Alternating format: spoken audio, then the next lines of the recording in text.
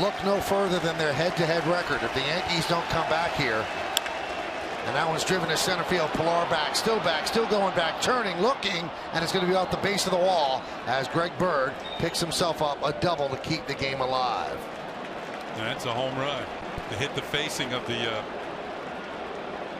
black tarp out there. So he does go yard over the center field wall, his 9th home run of the year, and Toronto is now up 4-2. Well, you mentioned the home runs he serves up, Kenny. Yeah, there's another one. And you can see this one, it came back quickly, and Pilar played it as if it hadn't left the park.